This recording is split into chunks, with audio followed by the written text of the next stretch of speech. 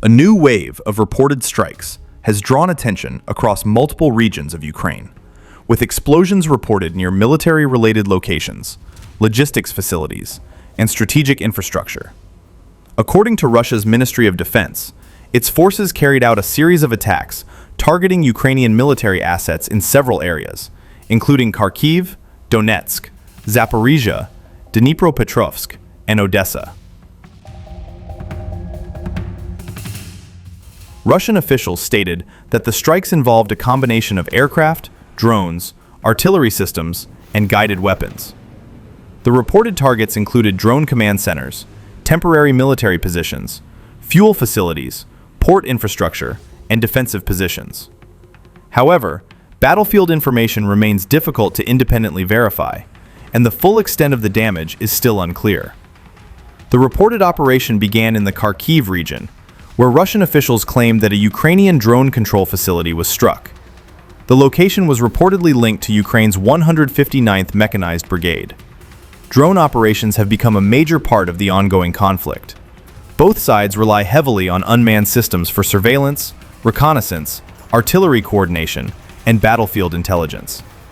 Any disruption to drone command infrastructure could affect military operations in the area. Russia also reported a strike against a temporary deployment location associated with Ukrainian forces in the Kharkiv region. According to Russian statements, the site was used for the concentration and organization of personnel before movement toward combat zones. Further reports came from the Donetsk region, where Russia claimed the use of a FAB-3000 aerial bomb equipped with a UMPK guidance module. The strike was reportedly carried out against a temporary military location near Sharovo. The FAB-3000 is one of the largest conventional bombs currently used by Russian forces. Equipped with a glide guidance system, the weapon can travel farther after release, allowing aircraft to strike targets from greater distances. Russian officials stated that the attack hit a military deployment area. Independent confirmation of the reported damage has not been released. Additional reports focused on infrastructure targets.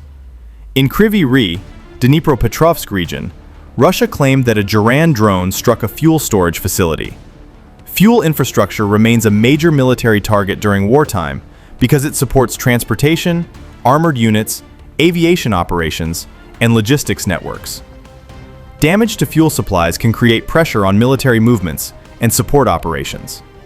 In the Odessa region, Russian officials reported strikes against the port of Chornomorsk. According to Russia's Ministry of Defense, Geran 4 seeker drones were used against several maritime targets, including vessels and port-related assets. The port remains a strategically important location because of its role in transportation and supply routes. Details regarding the level of damage remain unconfirmed. Reports also emerged from the Dobropilya direction, where Russia claimed that a Tornado-S multiple rocket system destroyed a Ukrainian drone command facility. The Tornado-S is a long-range rocket system designed to engage important targets beyond the immediate front line. It has been used in the conflict to target command centers, infrastructure, and military support locations. In Zaporizhia, Russian officials stated that 2 S-7M Malka artillery systems were used against fortified Ukrainian defensive positions. The 203mm Malka artillery system is designed for heavy strikes against reinforced targets, including defensive structures and fortified areas.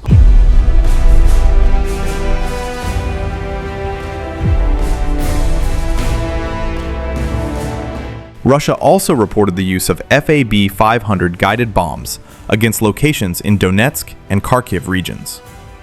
According to Russian statements, several bombs struck a temporary crossing near Myaki, while additional strikes hit a military deployment area near Zakharivka. Transportation routes remain critical during military operations. Bridges, crossings, and supply routes are essential for moving troops, equipment, and ammunition across the battlefield.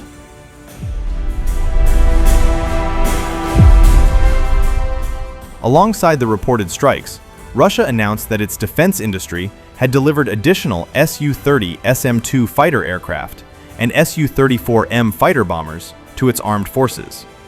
The Su-30SM-2 and Su-34M are among Russia's key tactical aviation platforms, designed for air combat and ground strike missions. As the situation continues to develop, both sides remain engaged in a high-intensity conflict involving long-range weapons, drones, artillery, and electronic warfare systems. The latest reports highlight the continuing importance of military infrastructure, logistics networks, and battlefield technology in the ongoing war. Further information, satellite imagery, and independent assessments will determine the full impact of these reported strikes in the coming days. What do you think about these latest developments? Will long-range strikes against military infrastructure change the direction of the battlefield? Or will both sides continue adapting to the new reality of modern warfare?